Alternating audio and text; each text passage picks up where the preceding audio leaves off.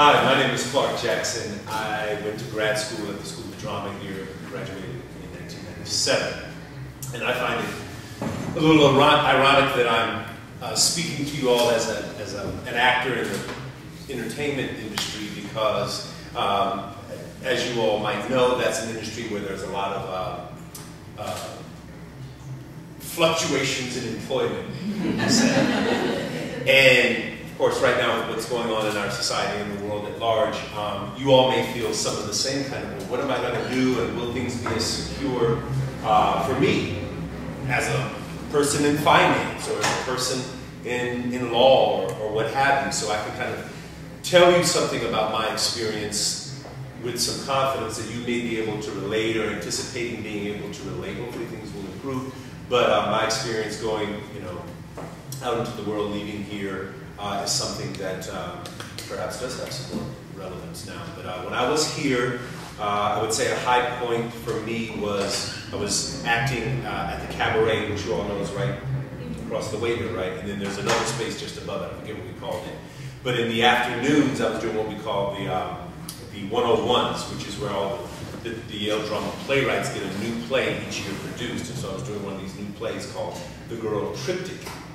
And in one part of the play, I played a Southern belle with a blonde ringlets wig like this, and full makeup and a hoop skirt, and talk with this big Southern accent, which wasn't that hard for me because I'm actually multiracial. My mother's Caucasian. She's a Southern belle just like that. Her name's Ann Jackson. She's in North Carolina. I actually grew up in Atlanta, Georgia. Talk to you about that anytime. So I was doing that in one part of the play, and then another part of the play I was playing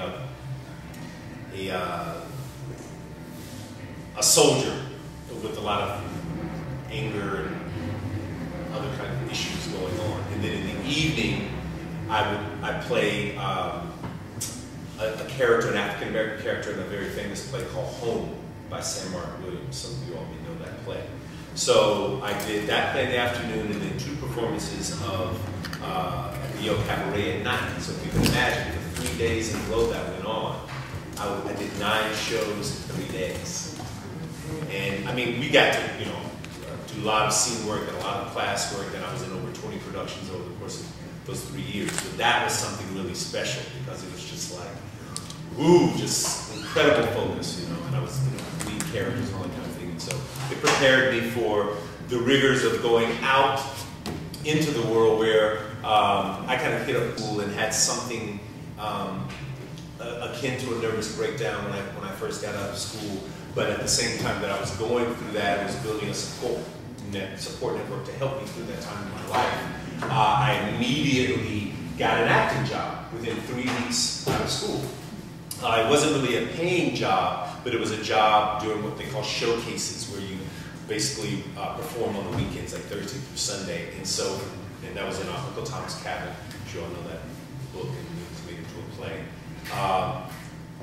So that was my bedrock. That was my foundation that I hung on to as I got through a very difficult period in my life, and continued kind of working non-stop from there, and eventually went from acting, where I was either making no money or very little money, and having to work as a teaching artist during the day, which is what I was going to say about the rigors of performing and being kind of having your energy stretched among many things. So I would get up at 7 o'clock in the morning and go out to somewhere in, this is New York City, by the way, so I would go out somewhere in far-reaching Queens and teach kids, acting, playwriting, whatever. And these, a lot of times were the worst kids in the world. When I say the worst, the kids who had the most problems, the most under-resourced. They're beautiful kids, but the most needy kind of populations. And then, took a lot of energy, and then I would go and rehearse and go to the gym and then perform at night. So I was really, really busy.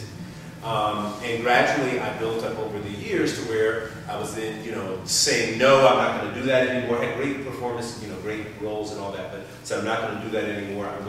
You have to pay me this much for me to be in a show. And so then I started saying, it has to be a living wage. I said, no, I won't do that. It has to pay me this amount. And then, okay, then I started going on the road and performing in regional theaters throughout the country. And I did that for a number of years. And then eventually I said, you know what, this is, you know, amazing roles, leading parts and all this, but it's not really building my name. When I get back to New York, they say, great, you've done this, but, you know, the people who are casting on Broadway or film and television are not really the same people that are casting for the great parts when you play Hamlet out in Nebraska. They look, they appreciate it, but past a certain point, you know, they're not like, it doesn't, one thing doesn't necessarily lead to the other. So I started saying, you know what, I'm not going to go out of town anymore. I'm not getting rich off of this. You never will, and you don't really, you know, become famous off of regional theater. And so, or build a name even off of regional theater. So over the last couple of years, I've stayed in New York, and I have worked in, I got better representation, started doing commercials, voiceover work. I just spent a year on Broadway. First, I did the all-black production of Calvin Hot Movie. I'm sure you've heard about with Terrence Howard and James Earl Jones, Felicia Rashad, and Nika Noni Rose. It was directed by Debbie Allen, Felicia Rashad's sister. And the interesting thing is that because I'm biracial and grew up in Atlanta where it was very socially segregated by race, I was often the only black person in all white settings, including my own family, because my father was never allowed to my grandparents' home in North Carolina because the racial issue, obviously, was also because of class. He was very poor inner city, and my mother was from small town, very well-to-do in North Carolina, had gone to segregated schools and all this. So I actually had more of kind of a South African apartheid experience with some people that I met who were from South Africa. But I always was from birth. And so I found myself in this past year having an experience where I went from an all-black cast. So I was in a lot of situations in my family where I was the only part white person, you know, growing up in the hood and a lot of other kind of experiences like that. And then within 6 weeks of that show closing, I did All My Sons with an all-white cast where I was the only black person. So you can imagine now as an artist, my own growing up experience was being replicated in a way that I couldn't have anticipated. And so it was a way to kind of open up a lot of baggage and personal issues, things that I had gone through, really kind of, you know, unpleasant experiences, things that I had to deal with through a new lens, and to kind of unpack that baggage and find a way to feel a greater sense of belonging in the world than I had anticipated. And so I just finished that in January, and you know, I've been doing television and films, and have kind of demanded my career go forward, and it has. And it seems like each time that I say no, then the next thing that I'm ready for has come up. So now I'm also working on writing and producing. I pitched something to Tom Cruise because his wife, Katie Holmes, was in the show with me. Of course, he runs a studio now, as well as being Tom Cruise, the actor. And got a meeting coming up in a couple of days with a major producer and all this. So I've really kind of stuck to my guns as an actor and what I want to do next, but also have realized that I have a lot of other things to offer. So I would say, one, whatever happens, undergrad was a time for me of a lot of exploration. Obviously, grad school was extreme focus. My life had like a 6-block radius here as opposed to undergrad at Stanford, and I was kind of all over the place. But one, if you love something, stick to it, regardless of what happens when you get out of school, and let that be your foundation that I held on to while I went through a lot of other things, but at the same time, be flexible. Obviously, I had to find a way to do it, but still pay my rent and deal with everything else that was going on in my life. So, I said a lot, but I'll leave it at that for now. I'd like to thank all of our alums for sharing their wonderful stories. And now I guess we can go to questions from students. I guess I have a question first also. Years. But we came together in this way in which we need to get through this process. We're going to help each other do that. And I think that's what's missing now. Because there's no critical mass, students don't have this kind of opportunity to talk to each other. And so it's a concern of mine. And so one of the things I'm pushing colleges and grad schools to think about is sort of how do we build what I call pipeline of education. So and it has to start from K-12, and then it goes to college, and then how do we get college students to think about graduate school. And so it's a real challenge, but I'm very concerned about that because, you know, we know education is the way to make it, and if we're not giving our students, you know, because being here was great here. Okay, maybe 3 or 4 years, right? I mean, and it's huge now compared to what it was then. And so thinking about how do we continue to build that, not just at Yale, but nationally. And so forth. I always loved academia. I was just really interested in learning. And married, I wouldn't have been able to support myself on what I was able to make, like as a professor. And not only that, I enjoyed teaching very, very much. I hope to get back to it when my last son is probably in college and so forth. But the other thing that would happen that I think might be discouraging to a lot of people is that you come in and then you don't necessarily, you know, because everything is so thin, you don't necessarily get to work in what you're the best in. I was hired as like a Chinese professor. By the time I, you know, when someone left in the French department, you know, it was like, oh, you speak French, come teach here, you know. Everything was like, you know, very scattered. No time to do research or the things that were really interesting to me. And just the way the whole system is set up, I think might make it hard for, you know, everyone that's interested in going into academia now, not just people of color. And you might disagree. I think it depends on the trade. Universities naturally make their money off of that population primarily. I think in academia, in the past, they were losing.